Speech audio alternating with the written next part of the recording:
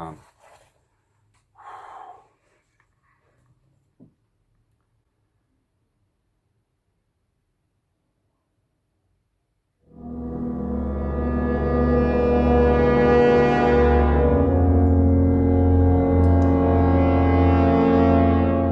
friends. Happy Monday. If that's when I put this up. I'm recording this on a new phone, as you might be able to tell. I'm doing this because this phone can do longer takes. I might not stay with this. I don't know when this is actually going up, sorry. Anyway, hi, how have you all been? I hope you're all bearing up. I bought a mask. I've been out enjoying the sun with my mask on. And histories. I'm starting historically with Richard II. I've decided to do it in this order. Well, actually, all I've done is decide to read Richard II. Originally, I might not move on to Henry IV Part 1. It depends how we do. The histories are full of men who keep changing their names, so it might not suit this at all as much as any of reading Shakespeare's plays have suited just talking to a camera. But I think of all of them, Richard II might be the easiest to do, and also historically it comes first, which is why I'm doing this rather than Henry VI Part 1, which I did try. And that just sounded like doing lots of voices for Clone Wars or something. It was hard to follow. And also, until I find a better way to sort of fit that into the logic of this, it was just too boring. And the last thing I want this to be is me doing something because I have to. So I can't promise it won't be boring, but I can promise that I wasn't bored with what you were about to watch. Or maybe you've turned off by now. I don't blame you. Anyway, let's do this. Let's get back into it. King Richard II. Ta-da! The Tragedy of King Richard II. Act 1, Scene 1. Enter King Richard and John of Gaunt, with the Lord Marshal, other nobles, and attendants. King Richard. Old John of Gaunt, time-honoured Lancaster, hast thou, according to thy oath and bond, brought hither Henry Hereford, thy bold son, here to make good the boisterous late appeal, which then our leisure would not let us hear, against the Duke of Norfolk, Thomas Mowbray? I have, my liege. Tell me, moreover, hast thou sounded him, if he appeal the Duke on ancient malice, or worthily, as a good subject should, on some known ground of treachery in him?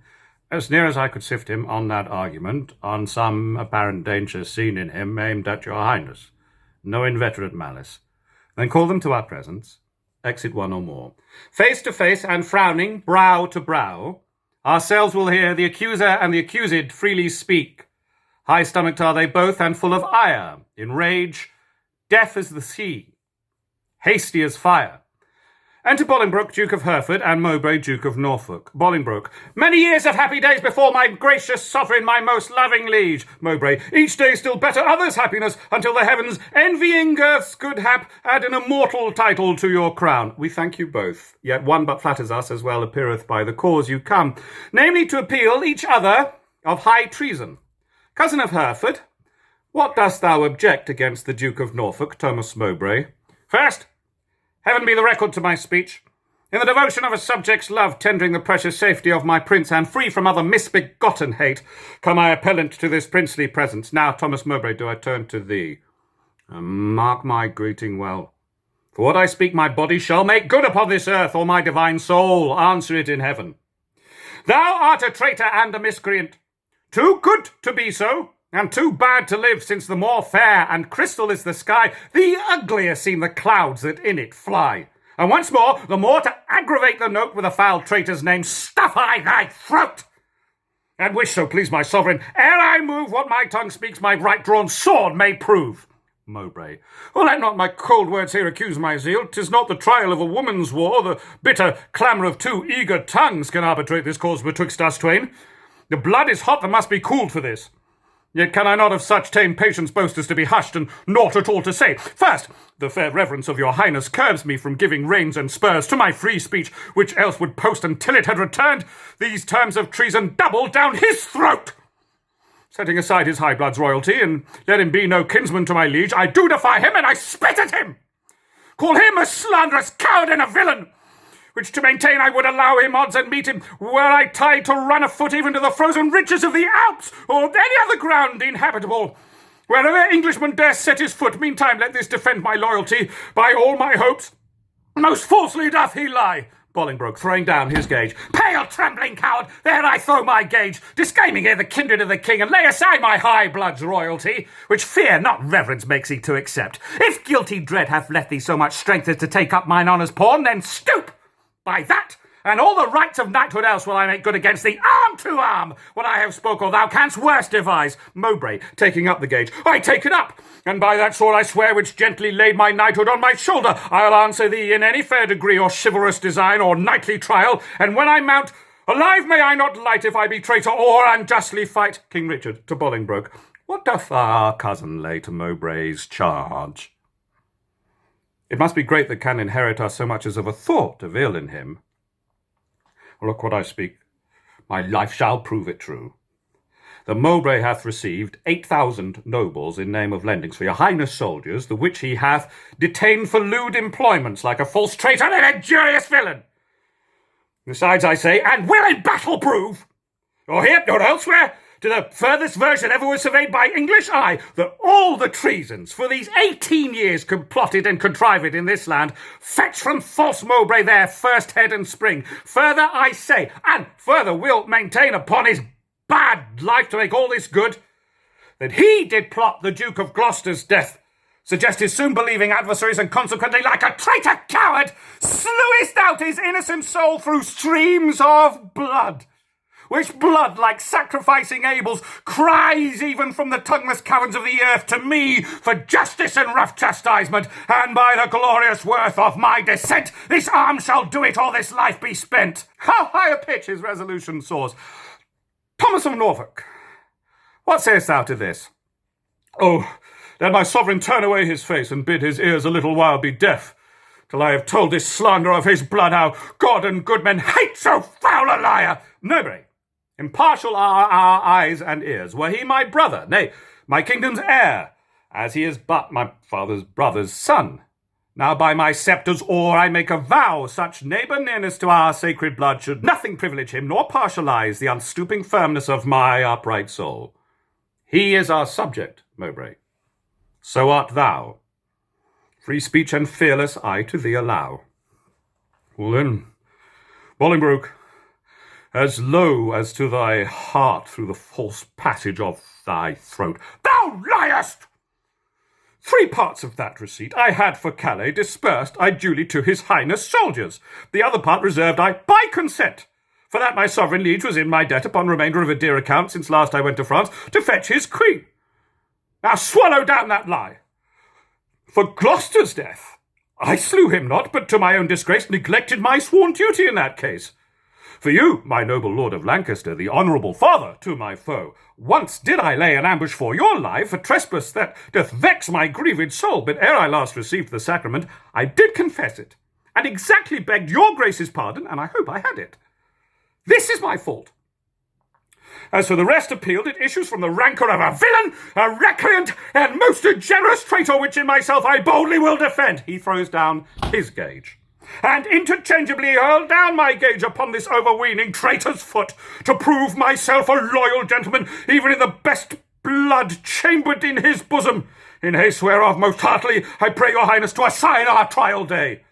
Bolingbroke takes up his gage. King Richard, wrath kindled gentlemen, be ruled by me. Let's purge this choler without letting blood. This we prescribe, though no physician. Deep malice makes too deep incision. Forget, forgive, conclude, and be agreed. Our doctors say this is no month to bleed. Good uncle, let this end where it begun. We'll calm the Duke of Norfolk, you your son, John of Gaunt. To be a makepeace shall become my age. Throw down, my son, the Duke of Norfolk's gage, and Norfolk throw down his. When, Harry? When? Obedience bids, I should not bid again. Norfolk, throw down. We bid. There is no boot. Myself, I throw, dread sovereign, at thy foot. My life thou shalt command, but not my shame. The one my duty owes, but my fair name, despite of death that lives upon my grave, to dark dishonours use thou shalt not have. I am disgraced, impeached and baffled here, pierced to the soul with slander's venomed spear, the which no balm can cure, but his heart blood which breathed this poison. Rage must be withstood. Give me his gage.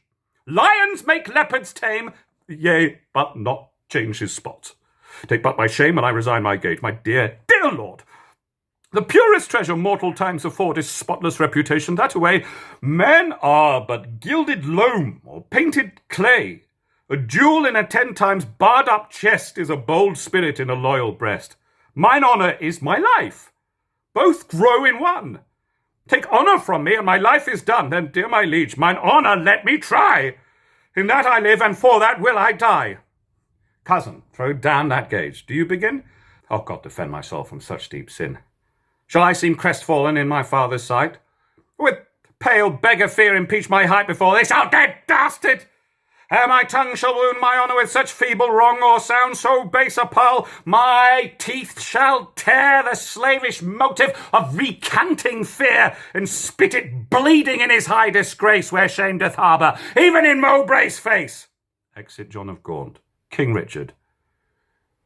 We were not born to sue, but to command, which, since we cannot do to make you friends, be ready as your lives shall answer it, as commentary upon St. Lambert's Day. There shall your swords and lances arbitrate the swelling difference of your settled hate.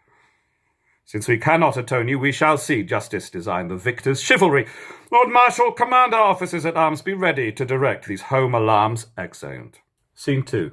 Enter John of Gaunt, Duke of Lancaster, with the Duchess of Gloucester. John of Gaunt. Alas, the part I had in Gloucester's blood doth more solicit me than Yorick's claims to stir against the butchers of his life. But since correction lieth in those hands which made the fault that we cannot correct, put we our quarrel to the will of heaven, who, when they see the hours ripe on earth, will rain hot vengeance on offenders' heads. Duchess of Gloucester. Who finds brotherhood in thee no sharper spur? Hath love in thy old blood no living fire? Edward's 7 sons, whereof thyself art one, were as 7 vials of his sacred blood, or 7 fair branches springing from one root. And some of these 7 are dried by nature's course, some of those branches by the destinies cut. But Thomas, my dear lord, my life, my Gloucester, 1 vial full of Edward's sacred blood, 1 flourishing branch of his most royal root is cracked, and all the precious liquor spilt. He is hacked down, and his summer leaves all faded by envy's hand and murder's bloody axe. Ah, God, his blood was thine. That bed, that womb, that metal, that self-mould that fashioned thee, made him a man. And though thou livest and breathest yet, art thou slain in him. Thou dost consent in some large measure to thy father's death, in that thou seest thy wretched brother die, who was the model of thy father's life. Call it not patience, God. It is despair. In suffering thus thy brother to be slaughtered, thou showest the naked pathway to thy life, teaching stern murder how to butcher thee. That which in mean men we entitle patience is pale, cold cowardice in noble breasts. So what shall I say? To safeguard thine own life the best way is to venge my Gloucester's death. God's is the quarrel. The God's substitute, his deputy anointed in his sight, hath caused his death. The which, if wrongfully, let heaven revenge, for I may never lift an angry arm against his minister. Where then, alas, may I complain myself to God, the widow's champion and defence? Why then I will. Farewell, old Gaunt. Thou goest to Coventry to behold our cousin Hereford and fell Mowbray fight. Oh, set my husband's wrongs on Hereford's spear, that it may enter butcher Mowbray's breast. Or if misfortune miss the first career, be Mowbray's sin so heavy in his bosom that they may break his foaming courser's back and throw the rider headlong in the lists. A caitiff, recreant to my cousin Hereford. Farewell, old Gaunt. Though sometimes brother's wife with her companion grief must end her life. My sister, farewell. I must to Coventry. As much good stay with thee as go with me. Yet one word more. Oh, grief bounceth where it falls, not with empty hollowness, but weight. I take my leave before I have begun, for sorrow ends not when it seemeth done. Commend me to thy brother, Edmund York. Lo, this is all. Nay, yet depart not so, though this be all. Do not so quickly go. I shall remember more. Bid him Ah, what? With all good speed at pleasure visit me. Alack, and what shall good old York there see but empty lodgings and unfurnished walls, unpeopled offices, untrodden stones? And what hear there for welcome but my groan? Will therefore commend me. Let him not come there to seek out sorrow that dwells everywhere. Desolate, desolate will I hence and die. The last leave of thee takes my weeping eye. Exeunt, severally. Scene 3. Enter Lord Marshal with officers setting out chairs and the Duke of O'Merle. Lord Marshal. My Lord O'Merle, is Harry Hereford armed? Yea, at all points, and longs to enter in. Well, the Duke of Norfolk, spitefully and bold, stays but the summons of the appellant's trumpet. Why then the champions are prepared, and stay for nothing but his Majesty's approach. The trumpets sound, and King Richard enters with John of Gaunt, Duke of Lancaster, Bushy, Bagot, Green, and other nobles. When they are set, enter Mowbray, Duke of Norfolk, defendant, in arms, and a herald. King Richard. Marshal, demand of yonder champion the cause of his arrival here in arms. Ask him his name, and orderly proceed to swear him in the justice of his cause. Lord Marshal to Mowbray. In God's name and the King's, say who thou art, and why thou comest thus knightly clad in arms, against what man thou comest, and what thy quarrel. Speak truly on thy knighthood and thy oath, as so defend thee heaven and thy valour. Mowbray. My name is Thomas Mowbray, Duke of Norfolk, who hither come engaged by my oath, which God defend a knight should violate, both to defend my loyalty and truth to God, my King, and my succeeding issue, against the Duke of Hereford that appeals me, and by the grace of God and this mine arm, to prove him, in defending of myself, a traitor to my God, my King, and me, and as I truly fight, defend me, heaven! The trumpets sound. Enter Bolingbroke, Duke of Hereford, appellant, in armour, and a herald. King Richard. Marshal, ask yonder knight in arms both who he is, and why he cometh hither thus plated in habiliments of war, and formally according to our law. Depose him in the justice of his cause. Lord Marshal to Bolingbroke. What is thy name, and wherefore comest thou hither before King Richard in his royal lists? Against whom comest thou, and what's thy quarrel? Speak like a knight, and so defend thee heaven. Bolingbroke. Harry of Hereford, Lancaster and Derby am I, ready here to stand in arms to prove by God's grace and my body's valour in lists on Thomas Mowbray, Duke of Norfolk, that he is a traitor foul and dangerous to God of heaven, King Richard, and to me. And as I truly fight, defend me, heaven, he sits. Lord Marshal. On pain of death, no person be so bold or daring hardy as to touch the lists, except the Marshal and such officers appointed to direct these fair designs. Bolingbroke, standing.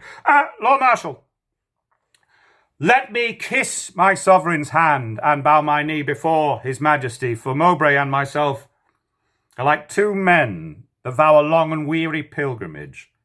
Then let us take a ceremonious leave and loving farewell of our several friends. Lord Marshal to King Richard. The appellant in all duty greets your highness and craves to kiss your hand and take his leave. King Richard. We will descend and fold him in our arms. He descends from his seat and embraces Bolingbroke. Cousin of Hereford, as thy cause is just, so be thy fortune in this royal fight. Farewell, my blood, which if today thou shed, lament we may, but not revenge thee dead. Bolingbroke. Oh, let no noble eye profane a tear for me if I be caught with Mowbray's spear. As confident as is the falcon's flight against a bird do I with Mowbray fight. To the Lord Marshal. My loving lord, I take my leave of you. To O'Merle.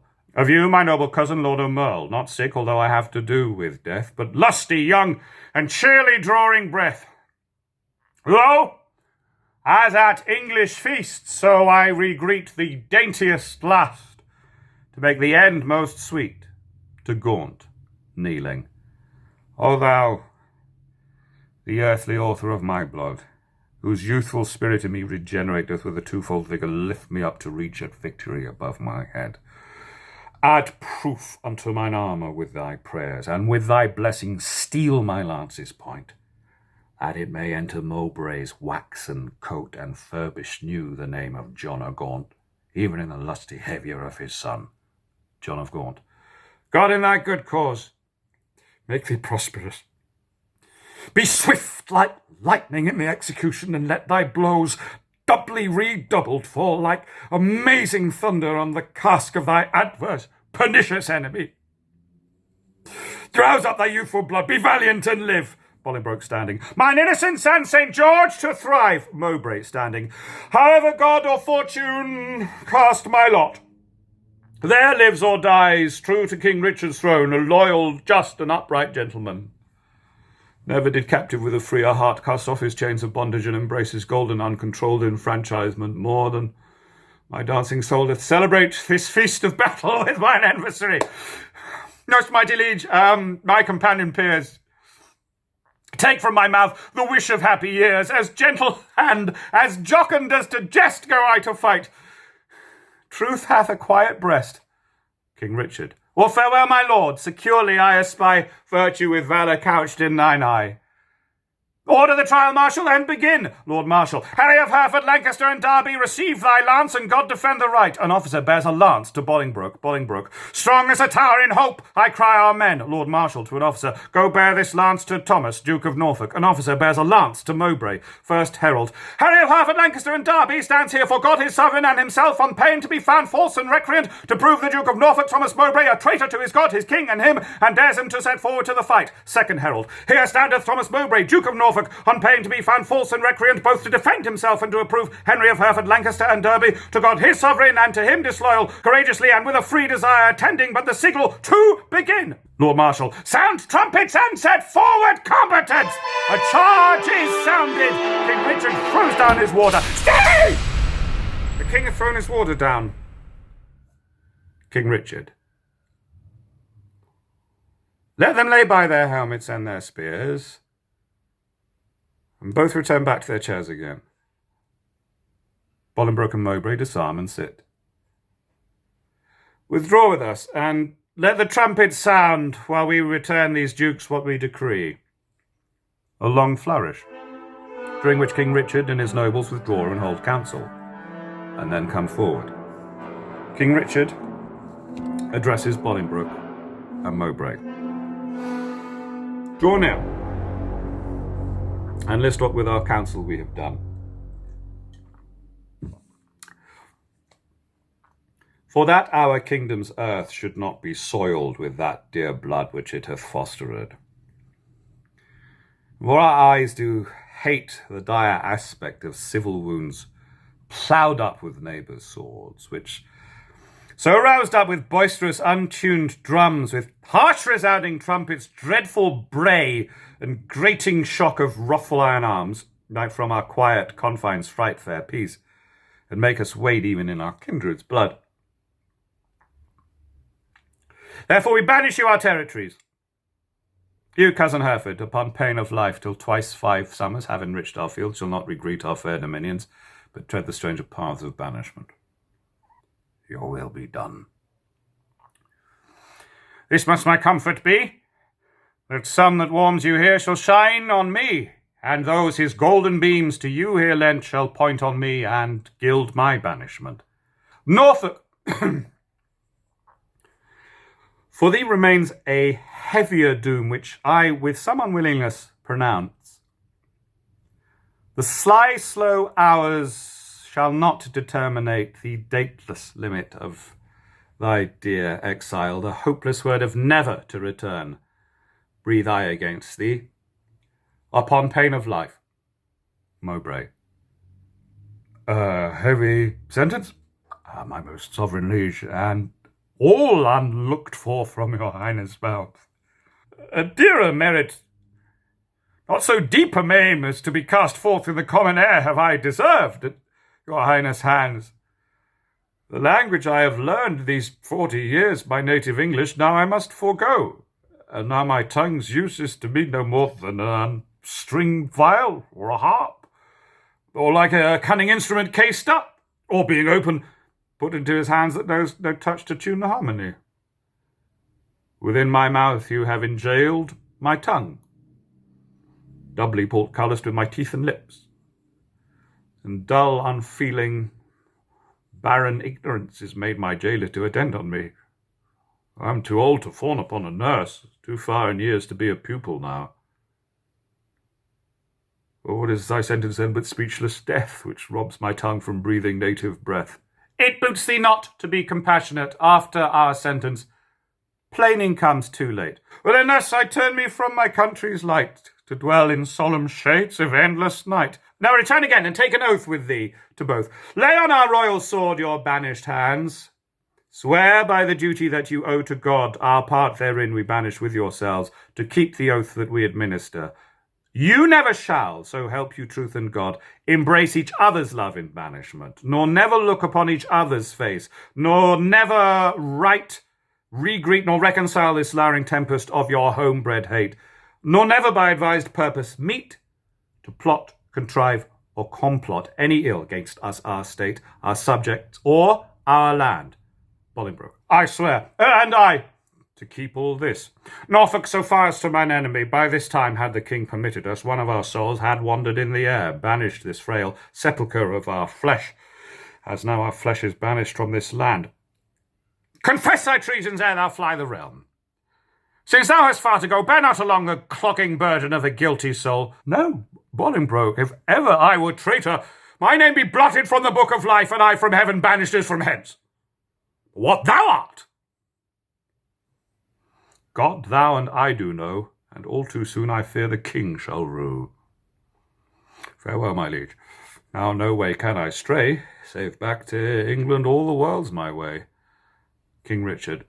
Uncle, even in the glasses of thine eyes I see thy grieved heart. Thy sad aspect hath from the number of his banished years plucked 4 away to Bolingbroke. 6 frozen winters spent, return with welcome home from banishment. Bolingbroke. How long a time lies in one little word. 4 lagging winters and 4 wanton springs, and in a word, such is the breath of kings. John of Gaunt. I thank my liege that in regard of me he shortens 4 years of my son's exile, but little vantage shall I reap thereby. For ere the 6 years that he hath to spend can change their moons and bring their times about, my oil-dried lamp and time-bewasted light shall be extinct with age and endless night. My inch of taper will be burnt and done, and blindfold death not let me see my son. Why, uncle, thou hast many years to live, but not a minute, king, that thou canst give. Shorten my days thou canst with sudden sorrow, and pluck nights from me, but not lend a morrow. Thou couldst help time to furrow me with age, but stop no wrinkle in his pilgrimage. Thy word is current with him for my death, but dead, thy kingdom cannot buy my breath. Thy son is banished upon good advice, whereto thy tongue a party verdict gave. Why at our justice seemst thou then to lour? Things sweet to taste prove indigestion sour. You urged me as a judge, but I'd rather you would have bid me argue like a father. Alas, I look when some of you should say I was too strict to make mine own way, but you gave leave to my unwilling tongue against my will to do myself this wrong. Cousin, farewell, and uncle, bid him so. 6 years we banish him, and he shall go. Flourish. Exeunt all but O'Merle, the Lord Marshal, John of Gaunt, and Bolingbroke. O'Merle to Bolingbroke. Cousin, farewell. What presence must not know. From where you do remain, let paper show. Exit. Lord Marshal to Bolingbroke. My lord, no leave take I, for I will ride as far as land will let me by your side. John of Gaunt to Bolingbroke. To what purpose dost thou hold thy words, that thou returnest no greeting to thy friends? I have too few to take my leave of you, when the tongue's office should be prodigal to breathe the abundant dolour of the heart. While thy grief is but thy absence for a time. Joy absent, grief is present for that time. What is 6 winters? They're quickly gone. To men in joy, but grief makes 1 hour 10. Or call it a travel that thou takest for pleasure. My heart will sigh when I miscall it so, which finds it an enforced pilgrimage. The sullen passage of thy weary steps esteem as foil wherein thou art set, the precious jewel of thy home return. Oh, who can hold a fire in his hand by thinking of the frosty Caucasus? or cloy the hungry edge of appetite by bare imagination of a feast, or wallow naked in December snow by thinking on fantastic summer's heat. Oh no. The apprehension of the good gives but the greater feeling to the worse. Fell sorrow's tooth doth never rankle more than when he bites, but lanceth not the sore. Come, come, my son, I'll bring thee on thy way. Had I thy youth and cause, I would not stay. Then England's ground, farewell. Sweet soil, adieu, my mother and my nurse that bears me yet. Where'er I wander, boast of this I can, though banished, yet a true-born Englishman.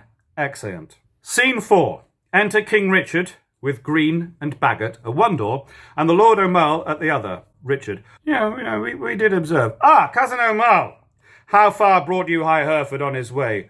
I brought High Hereford, if you call him so, but to the next highway, and there I left him. And say, what store of parting tears was shed? Ah, faith, none for me, except the northeast wind which then grew bitterly against our faces awaked the sleeping room, and so grace our hollow parting with a tear. What said our cousin when you parted with him? Farewell, and for my heart disdained that my tongue should so profane the word. That taught me craft to counterfeit oppression of such grief that words seemed buried in my sorrow's grave. Marry, would the word farewell have lengthened hours and added years to his short banishment, he should have had a volume of farewells. But since it would not, he had none of me. He is our cousin. But 'tis doubt when time shall call him home from banishment whether our kinsman come to see his friends. Ourself and Bushy, Bagot here, and Green, observed his courtship to the common people, how he did seem to dive into their hearts with humble and familiar courtesy, what reverence he did throw away on slaves, wooing poor craftsmen of the craft of smiles and patient underbearing of his fortune as 'twere to banish their effects with him. Off goes his bonnet to an oyster wedge. A brace of draymen bid God speed him well, and had the tribute of his supple knee, with thanks, my countrymen, my loving friends, as well our England in reversion is, and he our subjects next degree in hope. Green. Well, he's gone, and with him go these thoughts. Now, for the rebels which stand out in Ireland, expedient manage must be made, my liege, ere further leisure yield them further means for their advantage and your highness loss. We will ourselves in person to this war, and for our coffers with too great a court and liberal largesse are grown somewhat light, we are enforced to farm our royal realm, the revenue whereof shall furnish us with our affairs in hand. And if that comes short, our substitutes at home shall have blank charters, whereto when they shall know what men are rich, they shall subscribe them for large sums of gold and send them after to supply our wants, for we will make for Ireland presently. Enter Bushy. Bushy, what news? Old John of Gaunt is grievous sick, my lord, suddenly taken, and hath sent post-haste to entreat your majesty to visit him. Well, where lies he? At Ely House. When I'll put it God in his physician's mind to help him to his grave immediately. The lining of his coffers shall make coats to deck our soldiers for these Irish wars. Come, gentlemen, let's all go visit him. Pray God we may make haste and come too late. Excellent. And that is the end of Act 1 of King Richard II. There's a tip jar there if you want to leave tips for that. Thank you for subscribing. Thank you for watching. So Act 2, when I've read it, will go up there, and I'll put Act 1 of Julius Caesar there. Listen, I hope you're all doing tremendously. Take care. Bye-bye.